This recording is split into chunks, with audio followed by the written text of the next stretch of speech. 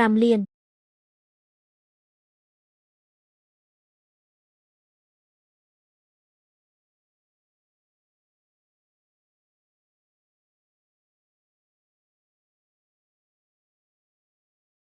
តើសត្វភ្លាមមួយក្បាលបានទាត់អ្នកទេគាត់ពិតជាបានទៅទិញសំបុត្រឆ្នោតមែនពួកគេបាននិយាយវារួចហើយ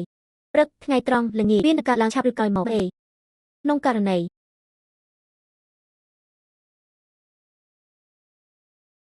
តើស្កូហ្គេមរក Pepsi ចាស់ទេបាត់ចាស់សោះរបៀបលេងហ្គេមបើអ្នកលេងឈ្នះខ្ញុំនឹងផ្ដល់ឲ្យអ្នក5 លានបើខ្ញុំឈ្នះមែនគ្រាន់តែឲ្យខ្ញុំ2 យ៉ាងបានហើយអ្នកបាននិយាយថាកូនប្រុសហ៊ូហ៊ូមកខ្ញុំធ្វើឲ្យអ្នកសាធនលាមនៅពេលដែលខ្ញុំមកដល់ថ្ងៃនេះមកអ្នកទៅមុនគេខ្ញុំនឹងទៅមុន